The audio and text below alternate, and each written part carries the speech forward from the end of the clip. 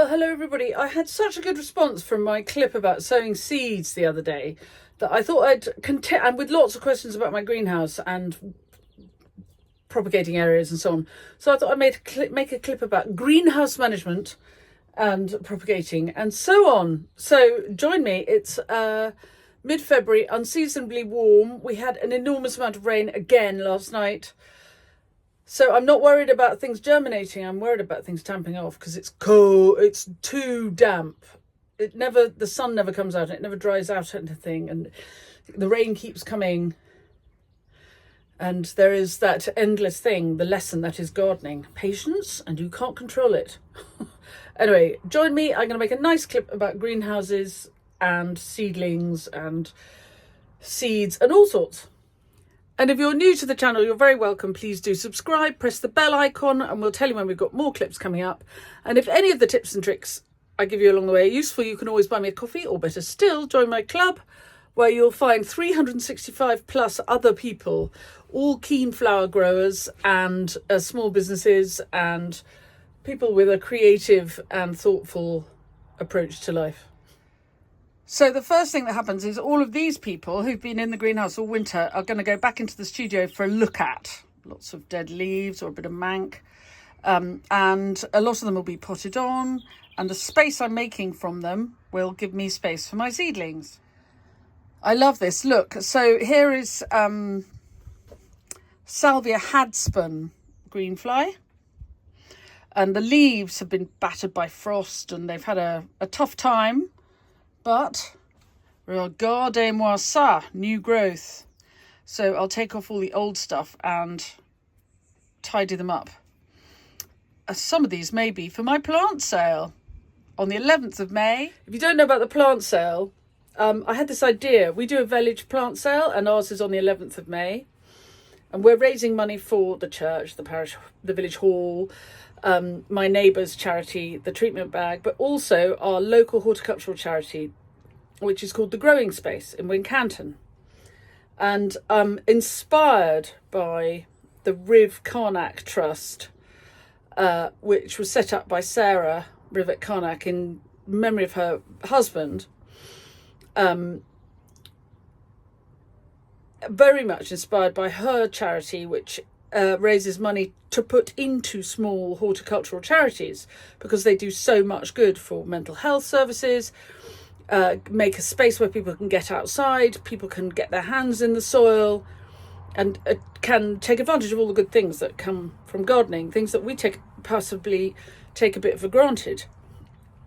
So very much inspired by her, I'm encouraging other people to hold plant sales because not everybody can come to mine. You might not live within shouting distance of Charlton Musgrove, but imagine if lots and lots and lots of people held little plant sales around the world on the 11th of May and put the money into small local horticultural charities, the kind of charities that don't necessarily have huge PR budgets or marketing budgets that people might not know about, but which do incredible good. Anyway, so that's my campaign for this year, is to make everybody, inspire everybody to hold a little plant sale. Anyway, enough of that. Some of these, healthier in the middle than on the outside, will be for my plant sale. What would you do for yours? People often ask me, people often ask me about our very inexpensive propagating benches. These are heated propagating benches, and they're just made of bits of leftover wood, lined with polythene, half filled with sand. And then you can see this one. This is a heated cable. You can buy them on the internet for not very much money. And you lay the cable like underfloor heating. And then you put another couple of inches of sand. And it's really, really important that when you have it all filled up, that you keep the sand watered. Because otherwise, the heat all sits in one place and burns the roots. You know, hot sand becomes. Yes, you learned about it in physics. So you don't want stripes of very hot sand and areas of cool sand. You want even heat spread throughout. So if you water the sand, then the heat evenly spreads across, and it gets less hot, so you don't burn the roots of your seedlings. On this side, I'll show you. Whoops. These are willow hoops. I have to be careful that they don't root. Can you see there's a little shoot? But they're very handy. If we have a frost, I can just pull over and keep everything warm. But equally, if it's just cool and I'm just sort of insulating from the outside, I can have a little bit of horticultural fleece going around the edge. I also happen to have, so we did have some very cold weather. We may yet have very cold weather. It is only mid-February. It's unseasonably warm. I keep saying to people it's been March since before Christmas. So everything's getting ahead. And you mark my words, this winter has not finished. So I also have polythene. I like this because it's very airy. So I can have a little bit of super protection. So I've got the glass, but I can have a little bit more protection. But it's airy. This weather, this damp weather, is damping off weather. Things die in this weather. You think it's warm and balmy and growing weather. It's not. It's rotting weather. I don't like it. It's not right. It's not normal. Anyway, I'll show you the bed. You can't have me and the bed. You've got to have one or the other. And I've left my remote control in the house. So as you know, those of you who watch these clips often, we're very low tech, aren't we? I can't even reach to turn off the thing. So here's the bed. Very, very simple system. And there is the hot cable going into this bed, and it's just goes like a wiggle, like underfloor heating underneath the damp sand. And on this side we have the next succession of ranunculus, and here they come with some weeds growing up with them. And these are last year's ranunculus that I saved, and then I've replanted them, and they're doing very nicely. Look, there are more here. Now, I know I showed you what I could do before, but I never just do what I could do. I always think about the atmosphere and the temperature and what's going on in real life with the weather. And this February is balmy warm for the moment. And so I'm likely to get very good germination rates because it's so warm. But I risk damping off because it's damp. There's very little wind. So I have made this sort of cobbled together this sort of look of lids. I've got the National Collection of plastic lids. This way there's plenty of air, but the reason I've got the lids is to stop the surface of the seeds drying out. So I'm just giving, and these lids live in the other shed, so I'm just giving them a bit of a wipe down, partly to avoid there being any mould or slug eggs, but partly to keep the light levels high, because some seeds really like a lot of light to germinate. So I don't just do anything because that's the way I did it last year, ever. I do what suits the weather now. I stand on the step and I sniff the wind and allow my instincts, which are very strong. We have been gardening on purpose. We've been growing things on purpose for over 10,000 years. So our instincts when it comes to growing things is highly developed. We are animals. Anyway, so I'm allowing my instincts to drive how I get all these seeds to germinate. There are another top tip for a greenhouse is keep watering cans full of water in the greenhouse. If you use the water, refill them straight away, and the water warms up. So if there is a frost, warm water in a can will prevent your greenhouse from getting too cold. I have two.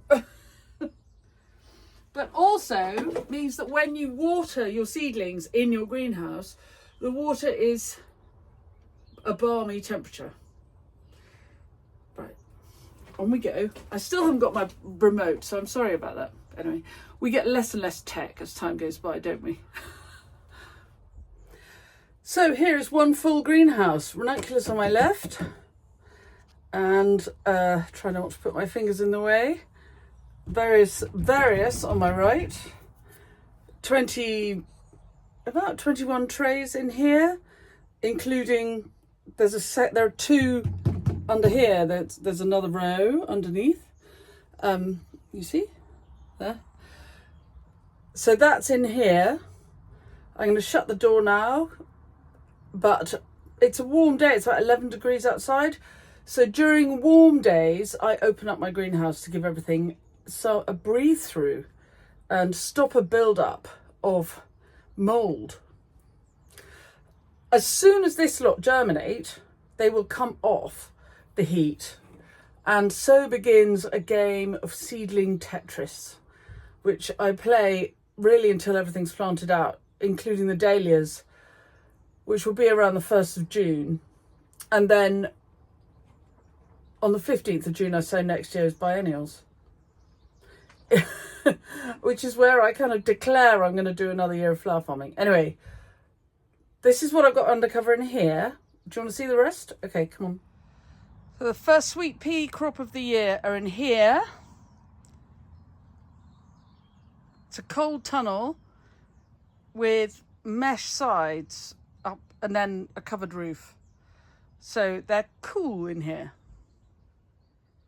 And the sweet peas are not alone. They are in here with some white honesty, which is a crop I've had in here for years, and it comes back and comes back and comes back.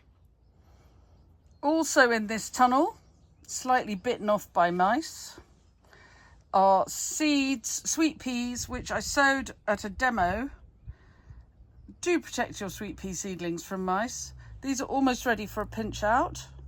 These are Kupani, and they have been commissioned by a neighbour. And I am selling them to him, and the money will go to the plant sale. And then in the big tunnel, look how clean it is. Thank you very much, Tilly, for giving it a scrub. Forget-me-nots. Brilliant cut flower. More honesty. A little bit of ranunculus. Larkspur. More ranunculus. These are suffering a bit from the damp. I think could do with a feed. These were sprouted in November, whereas these end of January. So not very long ago, and they will catch up and do just as well. The November ones I did for a demo. Levatera, Amimajus, Dorcas carota, wild carrot. Again, done for a demo. Cornflowers. I don't normally grow many of them. These are Vicaria hispanica. I snipped out their tops last week to get them to fatten up a bit. A few more seeds. They're not on the hotbeds. It's cooler in here, but they'll be all right. And we've got foxgloves. We'll see how they do in here. They're fattening up nicely and don't look as though they've been bashed by the weather, but will it be too hot for them? And the same applies to the sweet rocket. The ash is wood ash from the fire. Sweet William. And something that's really clearly very much enjoyed being in the tunnel over winter, wallflowers, which, look, long stems and budding up. A bit early for my season, it's February. But anyway, it's a good experiment. It's always good to experiment a bit. And there you have it. There are my greenhouses. They've had a good wash. Always helps keep the light levels up. And I'm now going to go back into the house, and all those seedlings that I had in here over winter are all going to get potted on, a bit of fresh compost, freshened up, and they will go onto the staging in the polytunnel. And I will keep a close eye for late frost, because that'll kill them stone dead. The reason I took the cuttings in the first place is they're quite tender. Some of them. I'm certainly not getting them out yet. Anyway, I hope you've enjoyed this little clip. And I hope you too are thinking about things that you could do for the plant sale. I have to say, I've been walking around today in a quagmire. I have been keeping an eye out for things I might dig up and pot up for the plant sale.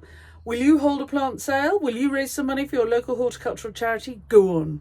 Imagine if a lot of people did it on the 11th of May, what ripple effect we could have in a world which seems to be a lot of people seem to be very cross with each other, and governments seem to be very pugilistic. And I think we could do with some peaceful exchange of plants and make a difference, one plant at a time. Anyway, thanks for visiting. I'll see you soon.